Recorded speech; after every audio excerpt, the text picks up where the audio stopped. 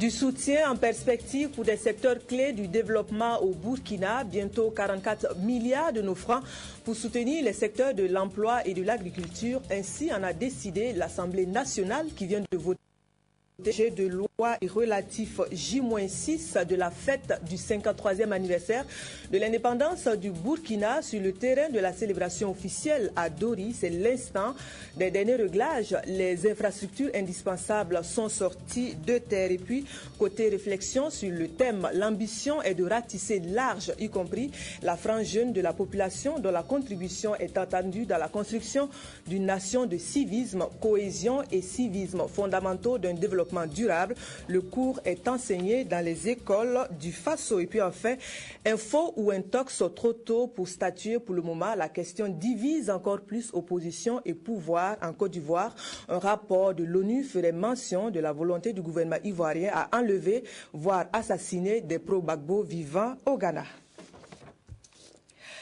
Voilà donc pour la une de l'actualité en ce jour. Bonsoir, merci de nous suivre. Près de 44 milliards de nos francs pour soutenir les secteurs de l'emploi et de l'agriculture au Burkina. Ainsi, pour bientôt, l'on devrait voir la mise en route du projet emploi des jeunes et développement des compétences pour les franges les plus jeunes de nos populations. Idem pour le programme d'amélioration de la productivité agricole des petits exploitants. L'Assemblée nationale vient de voter les projets de loi y relatifs. On revoit ensemble le film de la session parlementaire sur le sujet avec Anatole Nakoulma et Sylvain Vebamba. Ce sont deux dossiers relatifs à des accords de prêt et de crédit d'un montant global de plus de 44 milliards de nos francs qui ont été adoptés par les députés. Le premier projet de loi a trait à un prêt combiné de 19,675 milliards de francs CFA destiné au financement du programme d'amélioration de la productivité agricole des petits exploitants dans notre pays. Le premier objectif donc, de ce projet, c'est justement améliorer la fertilité, ce qu'on appelle la fertilité, c'est-à-dire la capacité du sol à produire, pas seulement aujourd'hui, mais à produire sur le long terme. Le deuxième objectif de ce projet, c'est d'aider les petits producteurs à accéder à du matériel végétal, donc à des variétés de plantes qui produisent mieux que celles qu'ils utilisent aujourd'hui. Un autre objectif, c'est de permettre justement aux petits agriculteurs d'accéder à ce qu'on appelle les intrants. Le second texte est un accord de crédit dont le montant se chiffre à 25 milliards de francs CFA.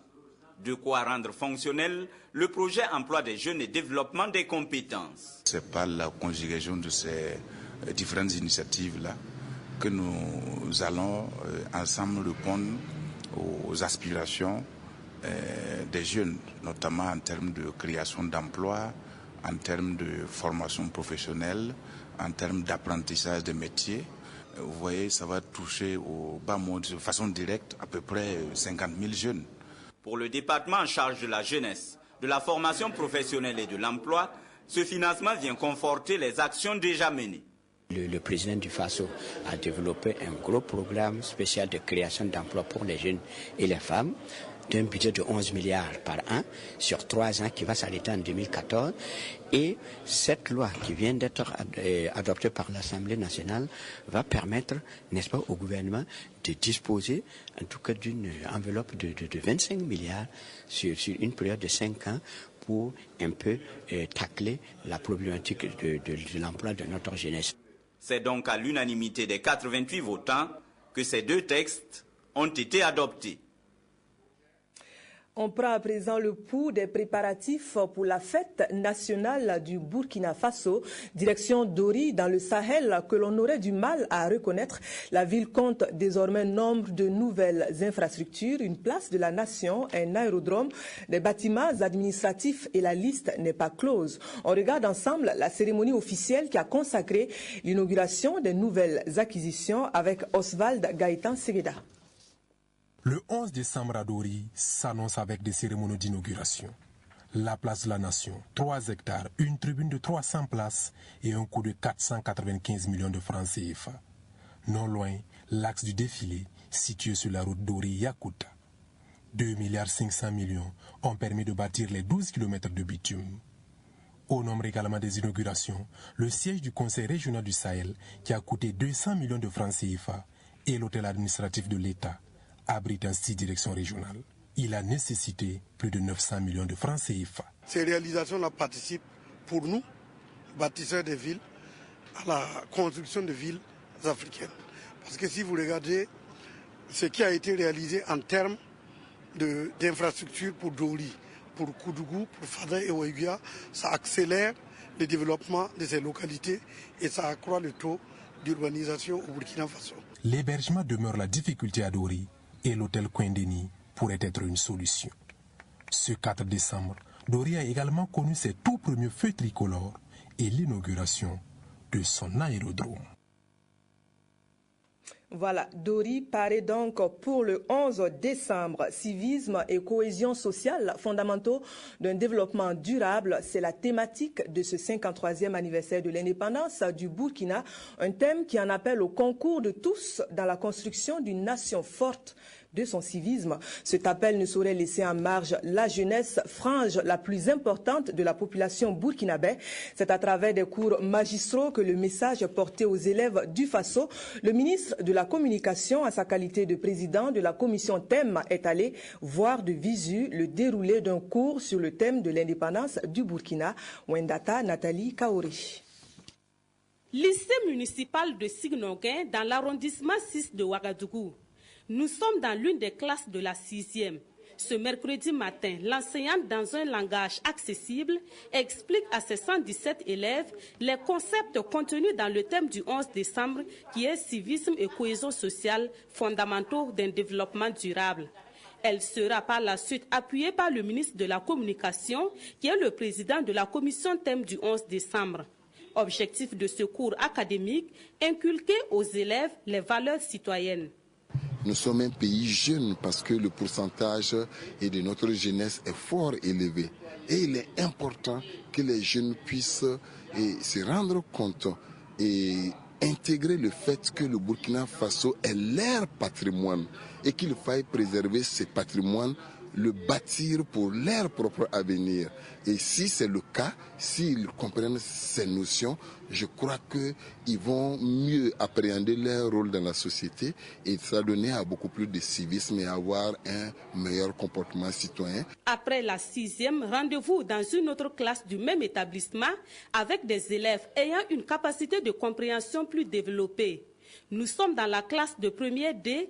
Ici, les concepts de citoyenneté, de civisme, de cohésion sociale et de développement durable ont été décortiqués pour amener les élèves à les comprendre et surtout à se les approprier. On a retenu que tous les citoyens du Burkina doivent vivre en parfaite cohésion et pour que le pays puisse se développer. Être un citoyen, c'est respecter les biens publics, être intègre, honnête et juste envers son pays. Si tu respecte le pays, c'est présager un avenir meilleur, un développement durable. Le civisme, c'est le respect des biens communs. Un bon citoyen doit toujours respecter ce qui ne l'appartient pas et ce qui l'appartient. Les approches pédagogiques utilisées dans les deux classes sont différentes, mais elles sont toutes efficaces pour faire passer le message. Au niveau de la classe de 6e, l'enseignante a une pédagogie beaucoup plus adaptée à des nouveaux apprenants, à travers des petites questions-réponses, à travers, je dirais, une approche de français facile pour les permettre de mieux appréhender les notions de bien public. Avec les classes de première, on a assisté à des réflexions beaucoup plus, je dirais, approfondies parce que ce sont déjà des élèves qui ont un certain âge. Les cours tendent fondamentalement à les interpeller par rapport à leur sens de responsabilité. Au même moment que ces élèves, les autres élèves de toutes les régions du Burkina Faso ont eu droit ce 4 décembre à ce cours académique sur le thème de la fête nationale. Déjà, l'objectif semble être atteint puisque devant le ministre de la Communication, les élèves du lycée municipal de Signoguin ont pris l'engagement de se comporter désormais en bons citoyens. Vous me promettez d'être des enfants sages? Oui. L'autorité. Voilà, les élèves du Burkina donc sont désormais incollables en matière de civisme et cohésion sociale. Paix et cohésion sociale entre Burkinabés du Faso et d'ailleurs, en particulier ceux de la Côte d'Ivoire. Au-delà des frontières du Burkina, la paix et la cohésion sociale prennent la déclinaison de l'intégration conduite par le ministre des Sports et Loisirs. Une délégation est allée implanter la section ivoirienne de l'association Burkina Nouveau. Elle compte une trentaine de membres, tous engagés pour la cause. Bouma Ernest Nebi. Le colonel Yacouba Ouedraogo accueilli en triomphe à Abidjan en Côte d'Ivoire par une foule nombreuse composée d'Ivoiriens et de compatriotes burkinabés. Le ministre des Sports et des Loisirs ne s'y est pas rendu pour parler de sport, mais cette fois-ci pour installer les membres du bureau section ivoirienne de son association Burkina Nouveau pour la paix, la réconciliation et le progrès.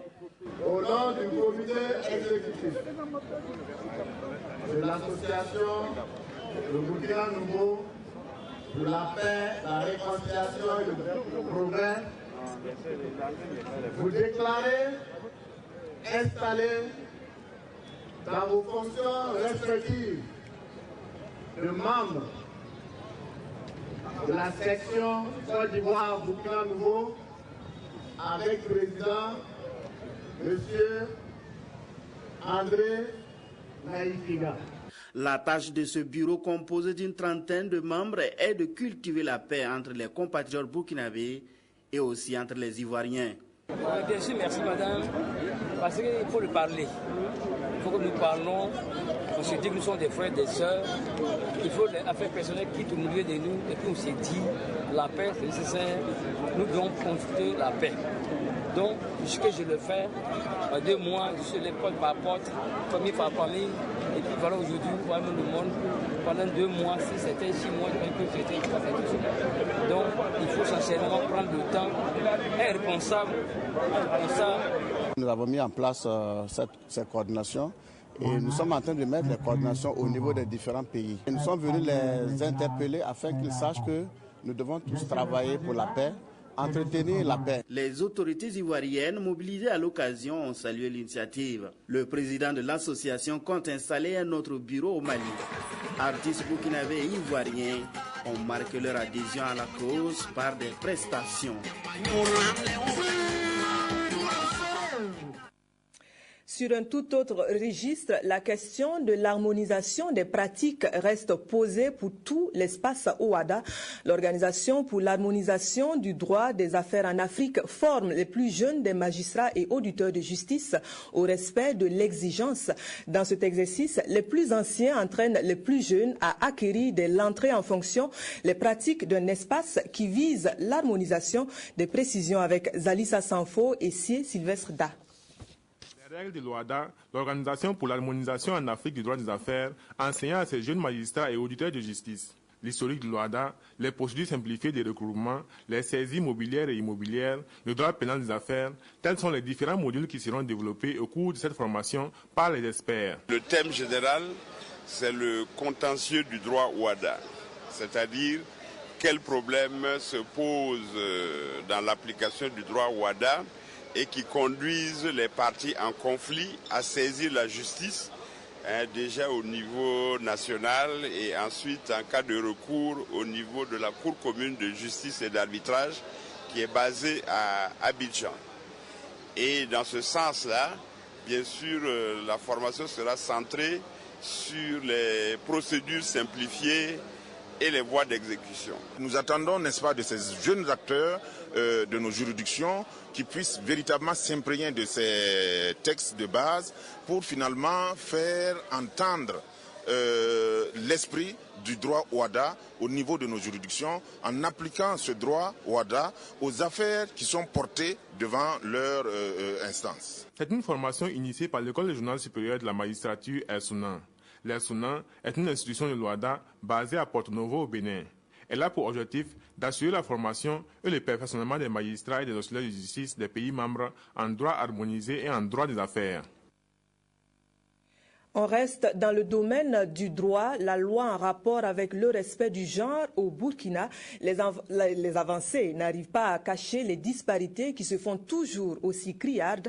Repartis à l'école des bonnes pratiques, les parlementaires et le personnel administratif de l'Assemblée nationale ont dressé l'état des lieux de la situation, une situation qui commande plus de rigueur dans la gestion du sujet. Anatole Nakoulma et Anna-Lucie Kéry.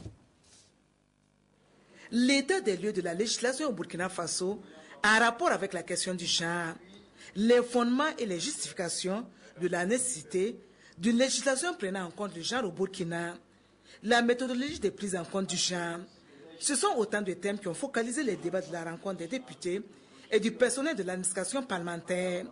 Les messages émouvants des communicatrices ont permis aux participants de maîtriser un tant soit peu le concept du genre.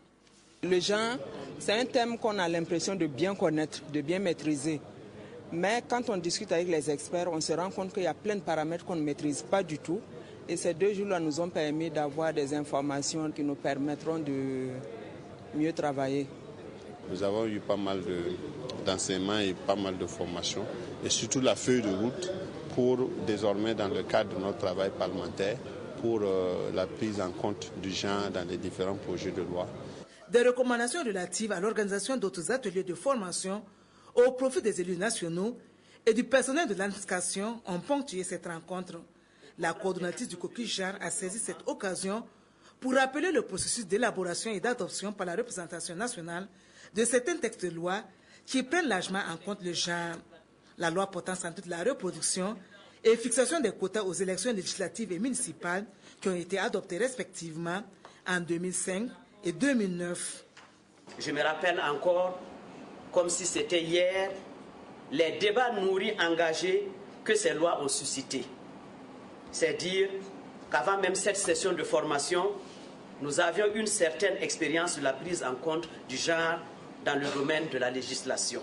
La deuxième vice-présidente de l'Assemblée nationale a poursuivi en soutenant que l'organisation de cet atelier constitue un prélude à la mise en œuvre du plan d'action de leur réseau.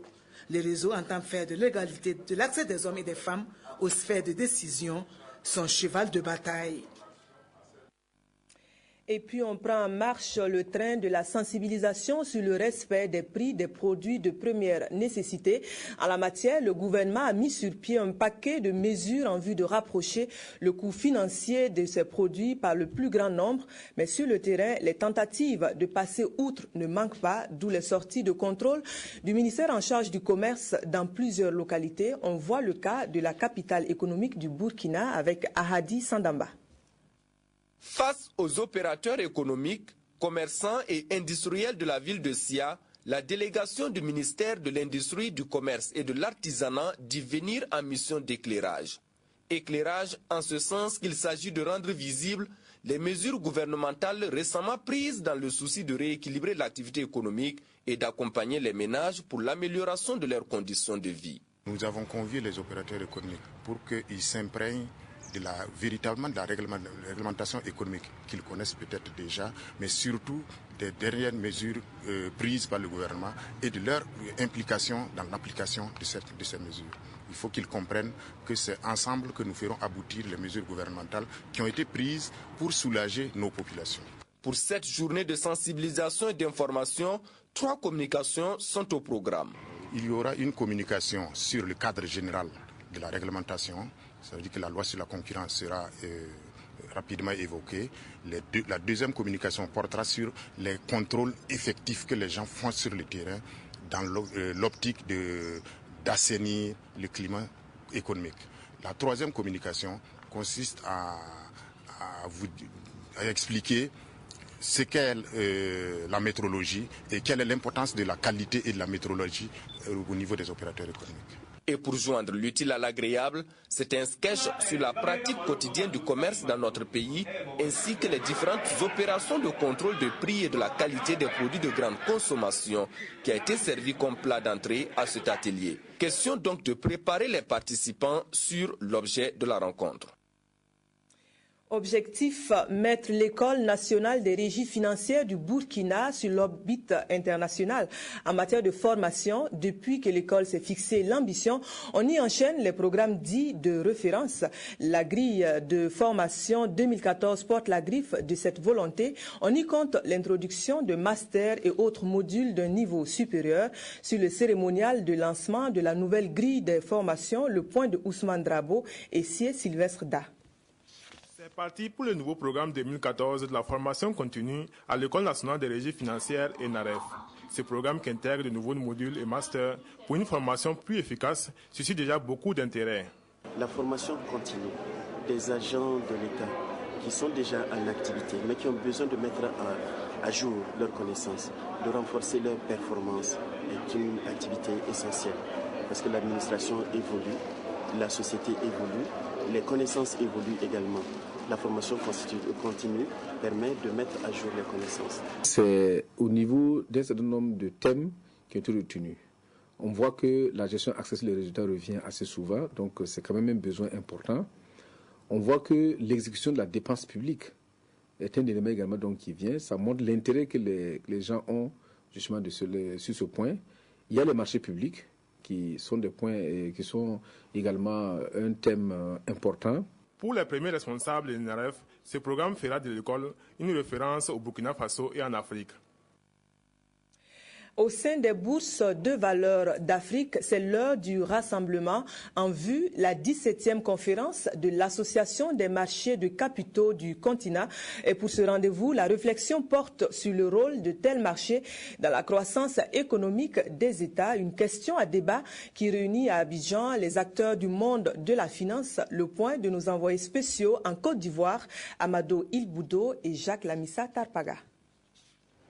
Abidjan, capitale économique de la Côte d'Ivoire, mais aussi capitale de la Bourse régionale des valeurs mobilières de l'UEMOA, c'est ici que les acteurs financiers de l'Afrique et d'autres continents se retrouvent pour réfléchir sur les moyens d'attirer des capitaux. Et cette 17e conférence des marchés boursiers d'Afrique est un créneau pour accroître les investissements en Afrique au sud du Sahara. Donc, il faut que la croissance soit également forte et durable au sein de l'UEMOA, avec des taux qui dépassent les 5-6%, voire 8%, et sur une longue durée, 10 ans, 15 ans, voire 20 ans. C'est la seule condition pour pouvoir créer de la richesse et pour pouvoir développer nos économies. Et pour cela, pour créer de la croissance à long terme, il faut des investissements à long terme. Il faut des projets de développement structurants pour nos économies. Cela pourrait passer par un marché intégré de la CEDEAO, la communauté économique des États de l'Afrique de l'Ouest. Mais avant, il faut un passeport commun, une reconnaissance mutuelle des visas et une monnaie de référence, notamment l'ECO, la future monnaie ouest-africaine en vue pour 2020. L'idée est de créer une croissance accélérée par le développement des infrastructures. La croissance moyenne dans l'espace UEMOA est de 5% par an.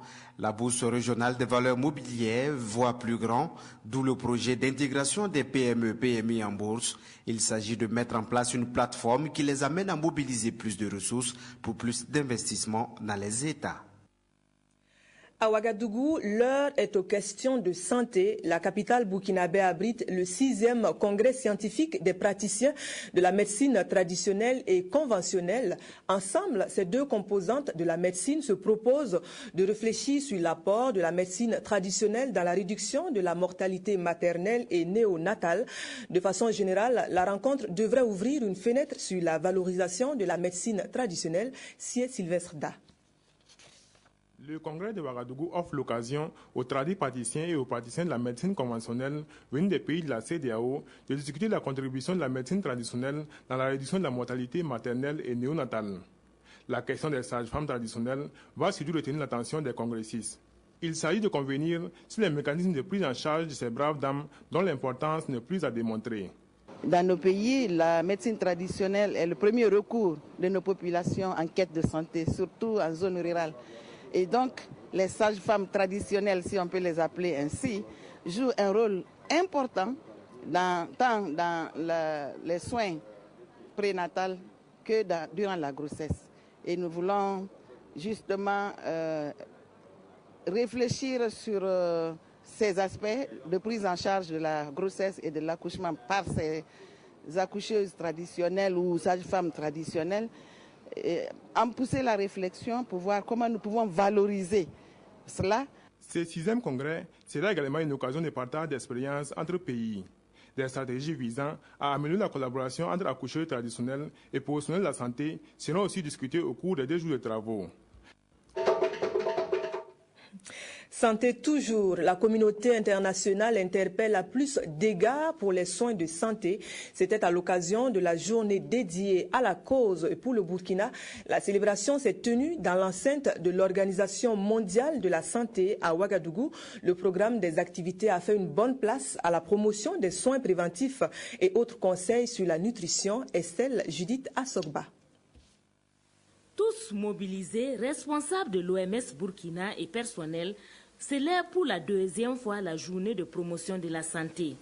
Un concept adopté par l'OMS il y a de cela quelques années et qui rappelle que la santé ne signifie pas l'absence de maladie. Pour marquer l'événement, ces agents ont opté de s'informer sur les facteurs de risque cardiovasculaire et les complications de l'hypertension artérielle. Et c'est le professeur Patrice Zamsoré, chef des services cardiologie à l'hôpital Yalgado Ouedraogo, qui a été invité à partager son expérience sur le sujet. Environ 2 heures d'horloge, il a expliqué ce que c'est que l'hypertension artérielle, comment la diagnostiquer, les causes et les facteurs de risque. Le professeur Patrice Zamsoré n'a pas occulté les complications et les modes de prévention. Un exposé riche en enseignements qui a beaucoup retenu l'attention de l'assistance. D'autres sujets et non des moindres ont permis au staff de l'OMS de bénéficier également des conseils nutritionnels sur ce qu'il faut manger et comment bien manger. Alliant théorie à la pratique, des soins préventifs comme le contrôle de glycémie, la prise de la tension artérielle, la mesure de l'indice corporel ont été administrés aux agents. Leur union a bravé le temps. 40 années se sont écoulées depuis que les communes de Koudougou au Burkina et Dreux en France se sont liées pour le meilleur. Depuis lors, plusieurs activités de développement ont vu le jour au profit des populations des 2 localités. Pour Koudougou, les actions se comptent dans le domaine de l'accès à l'eau potable, d'infrastructures sanitaires et scolaires. C'est du reste la cité du Cavalier Rouge qui a accueilli la fête des 40 ans de l'Union, Lazare Pouya. Pour leur 40e anniversaire de jumelage, de coopération et de travail entre Koudougou et Dreux en France, l'événement a mobilisé du monde. Une forte délégation des Drouais venus s'associer aux Koudgoulais pour célébrer l'excellence de leur amitié marquée par de nombreuses réalisations. En 40 ans d'amitié, de vie commune et de conviction pour combattre la misère, l'ignorance et la maladie, ce sont des adductions d'eau, des bornes fontaines, des puits à ciel ouvert, des CSPS et des écoles qui ont été réalisées au profit des populations. À cela s'ajoute la formation, des stages, la construction de la maison de la femme et les parrainages des familles défavorisées par les Drouais. Nous avons eu quelques petits passages à vide à cause d'un comité de jumelage qui pour nous n'existe pas ou est très peu efficace, mais retirer cette parenthèse, on a toujours continué à travailler avec la ville de Koudougou. Tout comme l'avait souhaité son initiateur, le feu Henri Guissou, le 12 janvier 1972, alors ambassadeur de la Haute-Volta à Paris. Aujourd'hui, c'est une amitié qui profite à des générations. Le comité de jumelage a contribué à plusieurs points de vue au développement économique, social, culturel de la ville. Il y a des écoles qui ont été construites donc, par ce comité de jumelage et ils ont apporté parfois du matériel donc, à nos hôpitaux. Pour leur implication à la bonne marche de l'amitié Dreux-Koudougou, 9 Drouais ont reçu des certificats de reconnaissance et 3 autres des certificats de citoyens de la ville de Koudougou. Au cours de cette célébration, les amis de Dreux et de Koudougou ont signé un protocole de coopération nord-sud. Le protocole que nous venons de signer tout à l'heure, qui vient réaffirmer encore notre volonté à rester jumelés donc à cette ville de Dreux, contient les éléments suivants, notamment à remercier donc toute la ville de Dreux pour l'accompagnement dans le développement de notre ville. On a surtout deux gros projets, un projet dans le domaine de l'éducation et puis un projet dans le domaine de l'eau. Qu'il va falloir mener à bien parce que ce sont des projets, surtout celui dans le domaine de l'eau qui techniquement est assez lourd à réaliser. Convaincu que rien ne peut remplacer le contact humain, de telles initiatives visent à rapprocher davantage les deux peuples, renforçant ainsi la coopération nord-sud.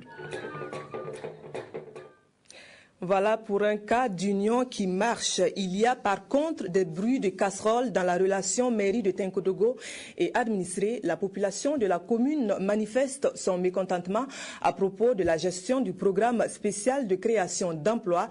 En rappel, le projet en question s'inscrit dans le cadre des mesures sociales du gouvernement pour intensifier la lutte contre le chômage. C'est à travers un mouvement d'humeur que les habitants contestent la gestion des recrutements du dit programme. Badaniel Kambou.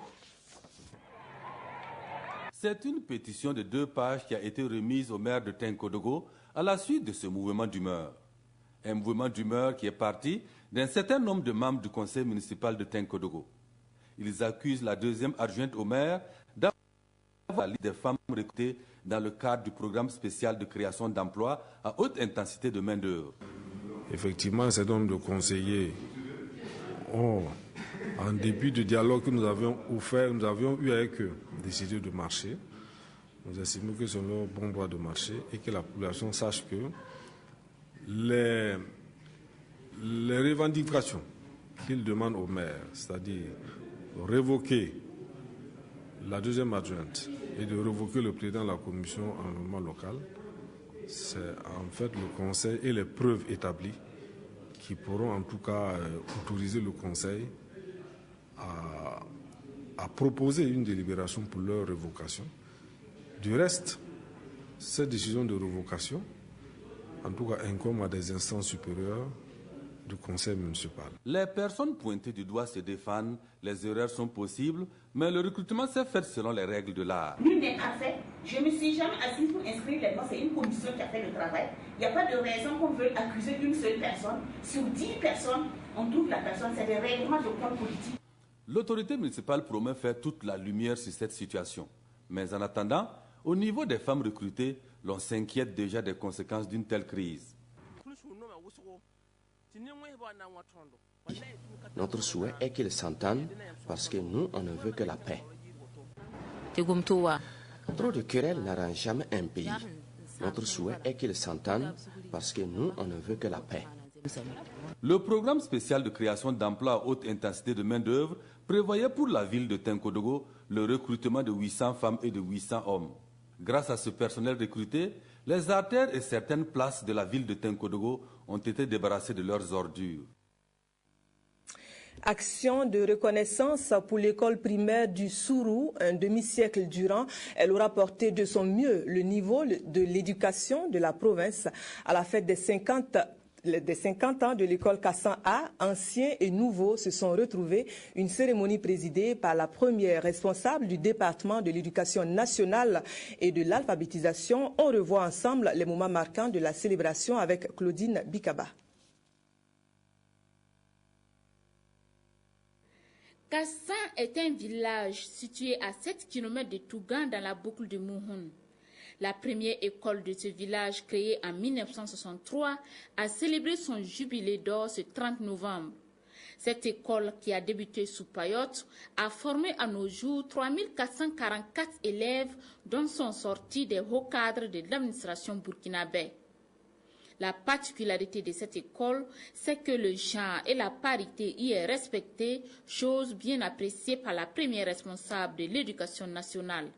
Mais au-delà, c'est l'engagement des enseignants d'hier et d'aujourd'hui qui est salué, puisque l'école a fait 100% au certificat 2013.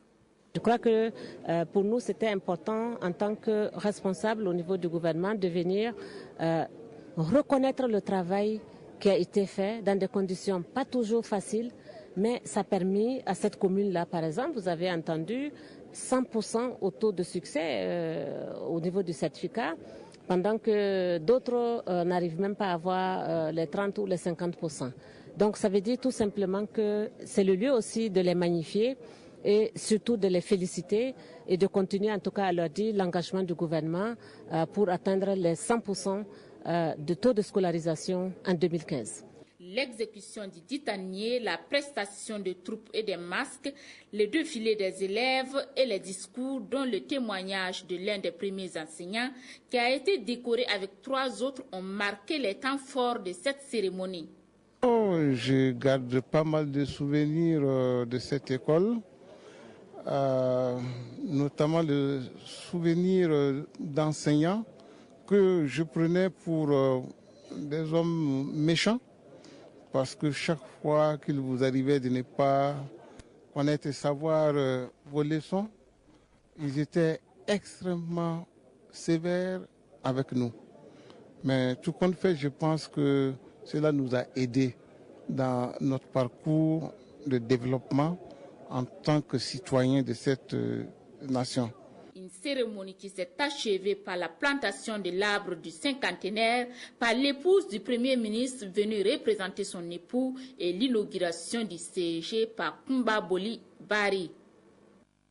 Et puis cet élan de générosité pour des populations du secteur 25 de l'arrondissement 6 de Ouagadougou. Elles ont reçu des vivres, du matériel divers et des bons pour permis de conduire.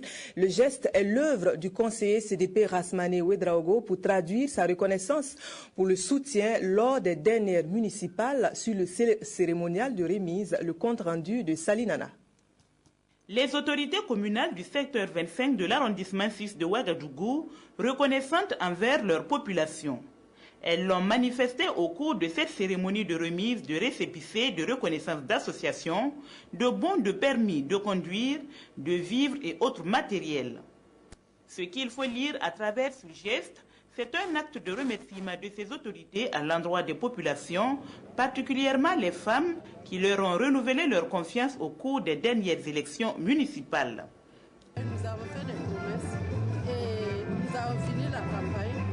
Bon, nos objectifs sont atteints et c'est à cause de ça que nous voulons quand même remercier les femmes, leur prouver notre reconnaissance. Les promoteurs comptent dans les jours à venir élargir l'opération aux autres secteurs de l'arrondissement. Voilà donc qui referme ce journal. Merci de l'avoir suivi. Nous vous retrouvons demain. Bonsoir.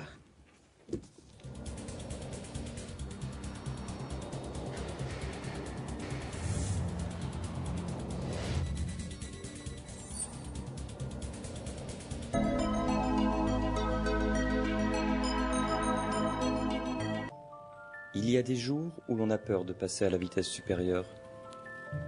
Il y a des jours où l'on se méfie des bons conseils.